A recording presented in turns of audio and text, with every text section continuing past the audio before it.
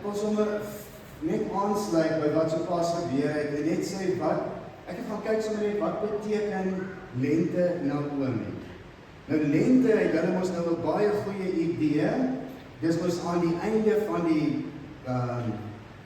winter wat verby is, dan begin die dae langer word en die nagte korter, so lang nagte wat nou vir ons beginne voorlê, maar so lente beteken eintlik 'n nuwe seisoen. En die winter is verby, daar's vernuwing, daar's groei, daar's blomme, daar's 'n nuwe fase wat voorlê. En Naomi, en blykbaar is daar nie duidelikheid oor van wie is hierdie naam geleen nie. Elke ou glo dit is van hom, maar ons glo julle glo reg. So, Naomi beteken aangenaam. Aangenaam. En die draer van die naam is aangenaam ten spyte van omstandighede. En so sal die Naomi's, omdat hulle aangename mense is, glad nie redekabel oor van wie is hierdie naam gevat nie. So dis om net baie mooi. En dan het hulle 'n teksvers wat die Here vir hulle gegee het. Die hele tyd wat hulle swanger was net daar was 'n klomp oppe en affe en moeilik en minder moeilik en hartseer en ensovoorts.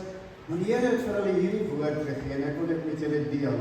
Uit Psalm 55 vers 23. Ek sê dit reg, né?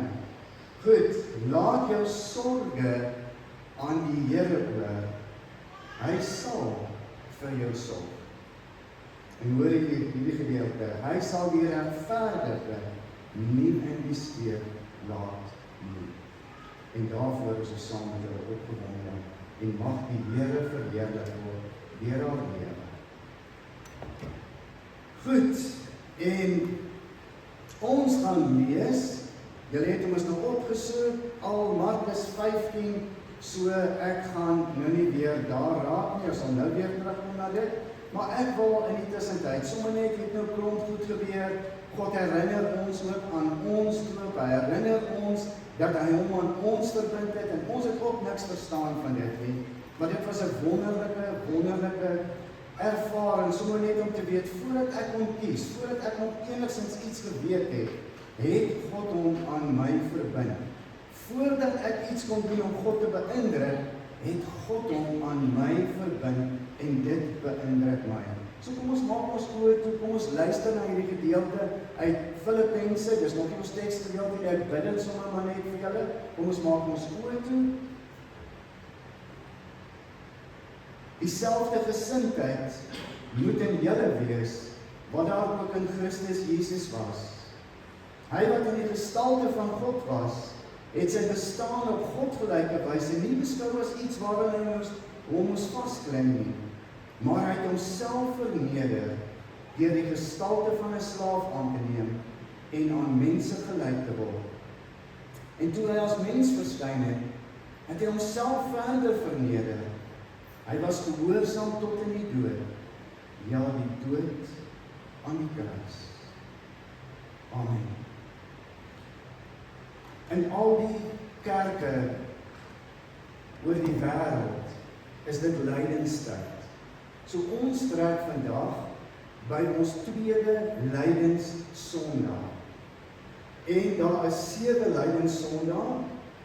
Verlede week begin, hierdie week is ons by die tweede ene wat ons dan gaan afsit, en met Goeie Vrydag is dit almal is dan uit en is ons wanneer Jesus dood is.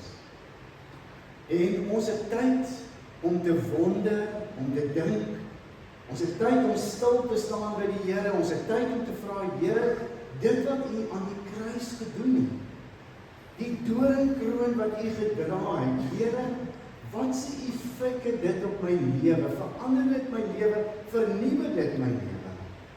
Enigstens. In aansluiting daarby, ek sommer vir julle 'n verhaal vertel, 4 stories vertel, verhale wat regtig gebeur het. Op 3 November 1957 word Sputnik gelanseer. Dis voor die meeste van julle se geboortedatum. So daar is 'n groepie wat glimlag, wat onthou, ja, hulle kan onthou dis wat gebeur het. 'n Eksperiment wat hulle in die ruimte wou doen om vas te stel watter invloed ruimtereise op mense sou hê. Daar was net een passasier. Was nie 'n mens gewees nie. Dit was 'n hond. Sy sou die eerste aardbewoner wees wat ooit in die ruimte ingestuur is.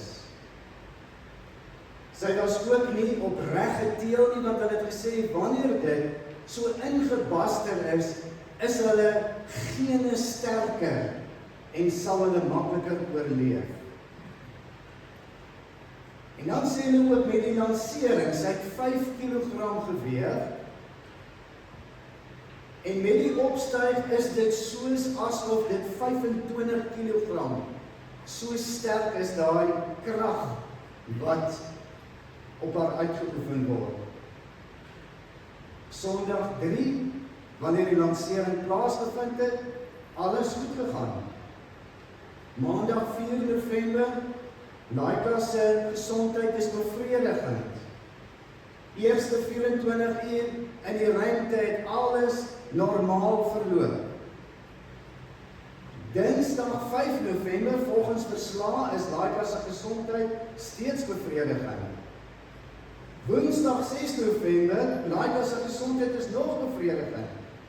Donderdag 7 November, alles is in orde. En dan Vrydag 8 November, niks. Saterdag 9 November, niks. Sondag 10 November, daar word vermoed, so skryf die media, dat Laika dood is. En so sterf die eerste lewende wese in die ruimte. Maar dan publiseer hulle 'n jaar of 2 na die tyd, of 5 na die tyd, en sê, Laika, die ruimtehond het nie verniet gesterf nie. Die inligting wat ons gekry het deur Sputnik, het ons gehelp om Sputnik 5 terug te bring aarde toe, waarop lewende of mense lewendig was. So vir wie het Laika gesterf? Vir haarself, vir ons, vir die mensdom, ons wat so graag in die ruimte wil wees, ons wat so graag wil eksperimenteer, sy sterf vir die mense op aarde, sodat ons met die wetenskap kan vorder. Ek lees hierdie verhaal van 2 Irakese soldate wat in 'n loopgraaf lê. Kon nou nie dit kry nie, maar is die naaste daaraan met 'n wit vlag by hulle. Of jy nou glo en waarvoor hulle gesterf het, of nie, dit maak nie saak nie. Maar hulle gee hulle lewens voordat hulle kon oorgee en sê, ons wil in vrede lewe, los ons asseblief uit.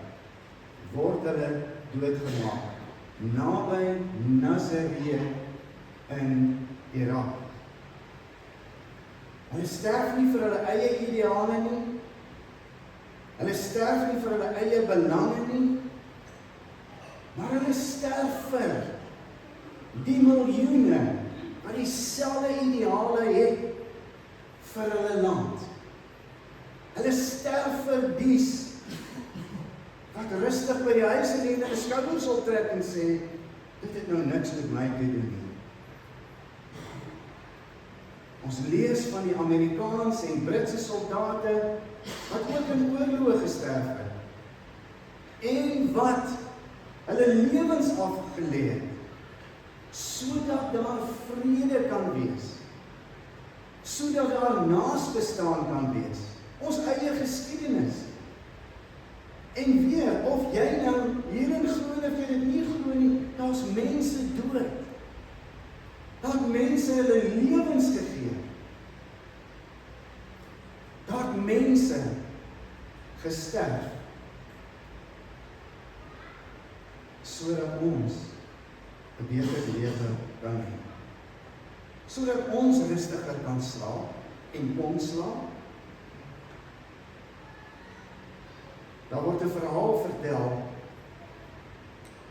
van Vader Kolbe gedurende die Tweede Wêreldoorlog. Het hy in Auschwitz beland, Februarie 1941. Hy was 'n Fransiskaanse priester of 'n Rooms-Katolieke priester gewees. En hulle het gesê, in Auschwitz het hy gelewe soos Jesus. Hy het soos wat Jesus sou doen, het hy gedoen. Hy het sy kos met almal gedeel. Hy het sy slaapbank afgestaan, as iemand nie slaapplek gehad het nie. Hy het vir die gevangenes gebid, en hulle aan die Here opgedra. Van die mense het hom genoem, die heilige van Auschwitz. Julie 1941, dieselfde jaar waarin hy daar ingebring is, vind daar 'n ontsnapping plaas. En die gebruik is vir elke een wat ontsnap, word 10 doodgemaak, wat in Auschwitz in gevangenskap is. Vir elke een word 10 doodgemaak. En dan word daar lukraak 10 name uitgelees. En dan moet die mense vorentoe beweeg. En toe die 10de naam uitgelees word, en hierdie man vorentoe stap, hoor Kolbe, hierdie man huil. En al wat hy die hele tyd sê is, my vrou, my kinders, ek kan nie doodgaan nie. En dan ene skielik hoor hulle 'n geritsel en 'n geruisel en 'n gestamp en 'n gesleep. En dan skree die kaptein en sê, staan stil, of ons skiet jou dood. Dan sê hy, ek moet met die bevelvoerder praat. Hy sê, wie is jy? Hy sê, ek is Kolbe. Hy sê, wat doen jy? Wat het jy gedoen? Hy sê, ek is 'n priester. Ek is 'n Rooms-Katolieke priester.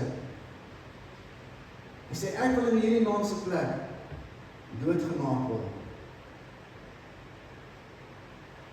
En hy sê, hoekom? Hoekom wil jy doodgemaak word? Hy sê, want ek het nie 'n vrou of kinders nie. Ek is oud, ek kan nie meer so hard werk nie. Hy sê, laat hierdie man lewe. Hy is jong, en het 'n vrou, en het kinders. En dan word die 10 weggevat, om mishandel te word, om van honderde dood te gaan. 9 van hulle stap daai pad. Kolbe,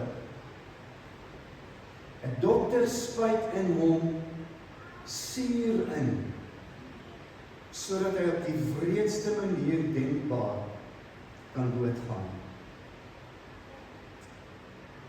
14 Augustus van dieselfde jaar oorleef hierdie man Auschwitz. En kan hy teruggaan na sy huis toe, na sy vrou toe, na sy kinders toe. Elke jaar 14 Augustus gaan hy terug Auschwitz toe, om te gaan dankie sê vir Maximilian Kolbe, wat sy lewe afgelê het dat hy kan lewe. Deur die loop van die geskiedenis is daar baie mense wat hulle lewens afgelê het. Ons is eers bewus eintlik van dit nie. Die Bybel vertel 'n soortgelyke verhaal. En ek wil dit vir julle lees in Markus 15.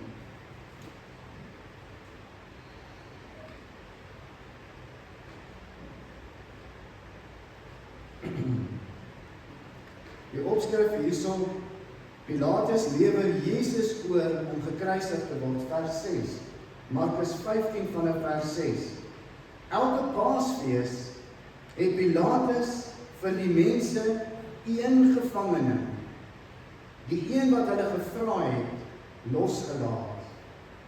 Daar was 'n man met die naam Barabbas in die tronk saam met ander opstandelinge. Hulle het tydens die opstand moord gepleeg. Daar het toe juis 'n klomp mense gekom en Pilatus gevra om vir hulle te doen wat hulle van hom gewoond was dat hy doen. Pilatus vra toe vir hulle, wil julle hê ek moet die koning van die Jode vir julle loslaat? Hy het geweet dat hy die priesterhoofde eintlik hom uit afguns uitgelewer het. Hulle het die mense egter opgesteek om te vra dat hy liewer Barabbas vir hulle moet loslaat. Pilatus het weer vir hulle gevra, wat wil julle hê moet ek doen? En wat moet ek maak met die koning van die Jode? Kruisig hom, skreeu hulle. Waarom? Wat so kwaad het hy gedoen, vra Pilatus hulle. Maar hulle skreeu nog harder, kruisig hom. Omdat Pilatus die mense hulle sin wou laat gee, het hy Barabbas toe vir hulle losgelaat en Jesus laat gesel en hom oorgelewer om gekruisig te word.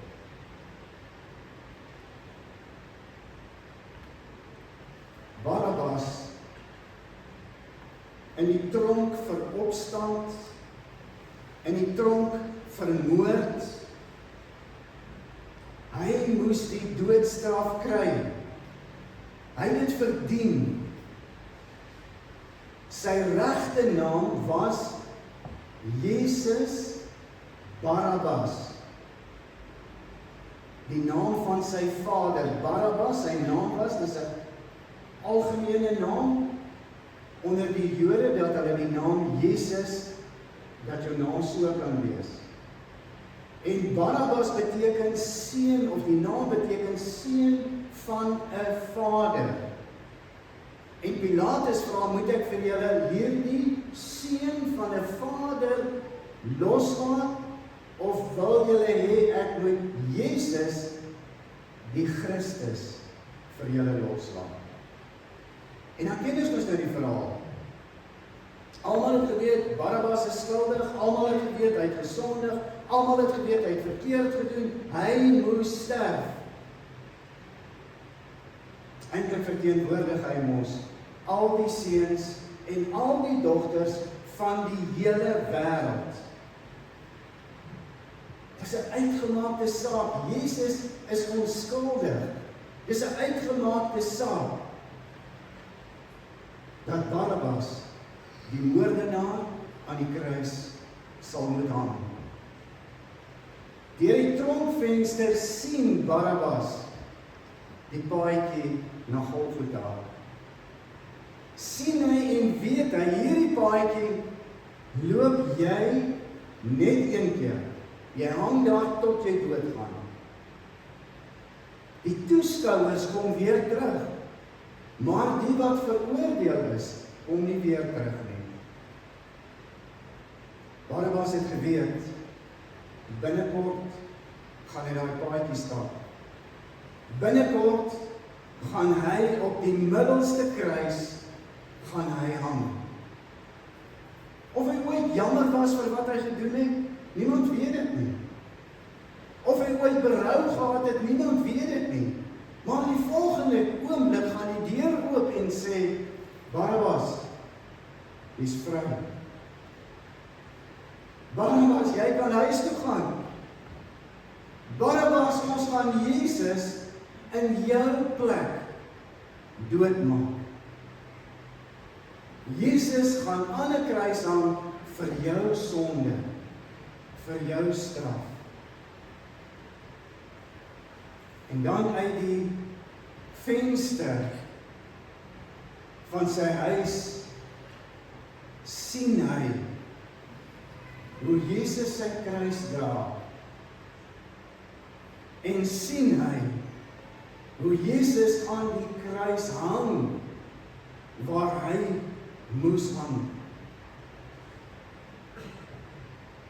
Het Barabbas ooit ekskuus gesê? Het Barabbas ooit dankie gesê? Het Barabbas ooit hulde gebring aan Jesus wat in sy plek gekruisig is? Hy het nooit 'n disipel geword nie. Hy het nooit weer word daaroor omgeskryf nie. Maar kan ek jou 'n persoonlike vraag vra? Elkeen van ons verdien ook eintlik die dood. Want God haat sonde en God straf sonde met die dood, ewige dood. Maar Jesus hang in my en jou plek, sodat elkeen wat glo nie verlore sal gaan nie, maar die ewige lewe sal kry. God beloof dit. Jy kan kies of jy wil die ewige dood hê of jy wil die ewige lewe hê. Of jy behoort aan Satan of jy behoort aan Jesus. Daar's nie binnekant middelgrondwapens aan beweeg nie. My vraag is, en dit is 'n persoonlike vraag, wie van julle kom Goeie Vrydag om te kom dankie sê? Wie van ons het in ons agterplaas, soos daai man wat van Auschwitz af, Vader Kolbe het in sy agterplaas 'n plaat gehad waarop sy naam staan, Maximilian Kolbe, dis die man wat my lewe gered het.